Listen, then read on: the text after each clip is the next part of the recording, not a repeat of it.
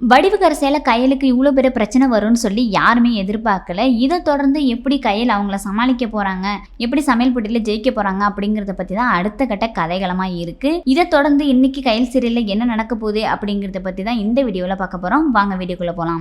ஏற்கனவே பார்த்தீங்கன்னா கையல் அவங்களோட ஃபேமிலி எப்படியாவது வந்து நல்ல நிலைமைக்கு கொண்டு வரணும், அது மட்டும் இல்லாமல் மூர்த்திக்கு ஒரு நல்ல லைஃப்பை கொடுக்கணும், அதனால சொல்லி ஒரு நல்ல ஹோட்டல் ஆரம்பிக்கணும் அப்படின்னு சொல்லி ரொம்பவே போராடிக்கிட்டு இருக்காங்க. இதை தொடர்ந்து தான் சமையல் போட்டியிலையும் கலந்துருக்காங்க. அந்த சமையல் போட்டியில் பார்த்தீங்கன்னா ஜெயிக்கிறவங்களுக்கு 5 லட்ச ரூபா கேஷ் ப்ரைஸ், அது மட்டும் இல்லாமல் அங்கே இருக்கிற ஹோட்டலில் வேலை வாய்ப்பும் வாங்கி தரான் அப்படின்னு சொன்னதுனால கையிலும் எழுமே பார்ட்டிசிபேட் பண்ண போயிருப்பாங்க. இதனால சொல்லிட்டு நிறைய பேர் வந்து கலந்துருப்பாங்க அந்த சமையல் போட்டியில். இதெல்லாம் எப்படி தாண்டி நம்ம ஜெயிக்க போகிறோம் அப்படின்னு சொல்லி கையிலும் எழும் ரொம்பவே குழப்பத்தில் இருப்பாங்க. இருந்தாலும் கூட ஒரு நம்பிக்கையோட அந்த போட்டியில் கலந்துருப்பாங்க. இதை தொடர்ந்து பார்த்தீங்கன்னா அவங்கள உள்ளே வரக்கூடாது, அதாவது சமையல் போட்டியில் அவங்க ஜெயிக்கக்கூடாது, அது மட்டும் இல்லாமல் அவங்க ஃபஸ்ட்டு குவாலிஃபைடே ஆகக்கூடாது அப்படின்னு சொல்லிட்டு ஏழோட அம்மா சிவசங்கரையும் நிறைய பிளான் போட்டு அங்கே இருக்கிற ஆளை செட் பண்ணி அவங்கள எப்படியாவது வெளில துரத்தி விட்டுருங்க அப்படின்னு சொல்லி ஆள் வச்சிருப்பாங்க. இதை தொடர்ந்து அங்கே இருக்கிற பெரிய பெரிய ஆஃபீஸர்ஸ் எல்லாமே என்ன பண்ணிடுவாங்க அப்படின்னா, பரவாயில்ல இவங்க நல்லா சமைக்கிறாங்க அப்படின்னு சொல்லி டெஸ்ட் வச்சு பார்த்ததுல ஃபர்ஸ்ட் குவாலிஃபைடாக அவங்கள பண்ணியிருப்பாங்க.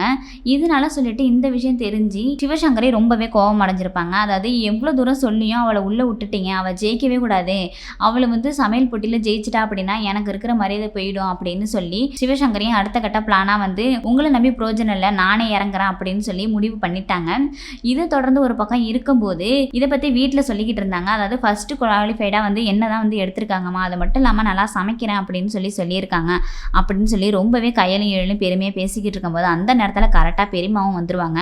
வடிவுக்கரசி வந்தோடனே வந்து என்ன பேசிகிட்டு இருக்கீங்க அப்படின்னு சொல்லி கேட்கும்போது கையல் சொல்லுவாங்க, இல்லை இதை போல் மூர்த்தி வந்து வேலைக்கு போகணும், அது மட்டும் இல்லாமல் அவன் வாழ்க்கையில் முன்னேறணும் அப்படின்னு சொல்லி ஹோட்டல் ஆரம்பிச்சு கொடுக்கணும் அப்படின்னு இருந்தேன். இப்போ வந்து அதுக்கான வாய்ப்பாக வந்து ஒரு சமையல் போட்டி இருக்குது, அதில் வந்து நாங்கள் பார்ட்டிசிபேட் பண்ணியிருக்கோம், அதில் ஜெயிக்கிறவங்களுக்கு 5 லட்ச ரூபா கேஷ் ப்ரைஸ் உண்டான் அப்படின்னு சொல்லி இருந்திருப்பாங்க. இதை தெரிஞ்ச வடிவுக்கரசி என்ன பண்ணுவாங்க அப்படின்னு பார்த்தீங்கன்னா, அடுத்த கட்டமாக கண்டிப்பாக கையில் இதில் ஜெயிக்க விடக்கூடாது, அது மட்டும் இல்லாமல் இதில் ஜெயிச்சிட்டா அப்படின்னா நம்மளை வந்து ரொம்பவே வந்து அசிங்கப்படுத்திடுவா, ஏற்கனவே வந்து நம்ம அசிங்கப்படுத்துறதுக்காக இவளை பழி வாங்கி ஆகணும் அப்படின்னு சொல்லிட்டு சமையல் போட்டி நடக்கிற இடத்துக்கே போயிட்டு கையலுக்கு ஏதாவது வந்து தொந்தரவு கொடுப்பாங்க. அது மட்டும் இல்லாமல் சமைக்கிற எந்த பொருளையும் அது ஸ்பாயில் பண்ணி விடுவாங்க அப்படிங்கிற போல தான் இருக்கு. இல்லை அப்படின்னா சிவசங்கரையும் வடிவுக்கரசும் சேர்ந்தே வந்து கையிலும் எழுலையும் தோக்கடிக்கணும்னு சொல்லி அடுத்தடுத்த பிளானை போட்டுக்கிட்டே இருப்பாங்க. இதுலேருந்து எப்படி கையல் வெளில வர போகிறாங்க அப்படிங்கிறத பற்றி தான் அடுத்த கட்ட கதைகளமாக இருக்குது. வெயிட் பண்ணி தான் பார்க்கணும் எந்த மாதிரியான ட்விஸ்டெல்லாம் வச்சுருக்காங்க அப்படின்னு சொல்லி. இதை பற்றின கருத்துக்களை உங்கள் கமெண்ட் பாக்ஸில் சொல்லிடுங்க. அது மட்டும் இல்லாமல் இந்த போல் சீரியல் ரிவ்யூஸுக்கு நம்ம பெரிய திரை சேனலை மறக்காமல் லைக் அண்ட் ஷேர் பண்ணுங்கள். வேறு எந்த சீரியல்ஸ்க்கெலாம் ரிவ்யூஸ் வேணும் அப்படிங்கிறதையும் கமெண்ட் பாக்ஸில் சொல்லிடுங்க.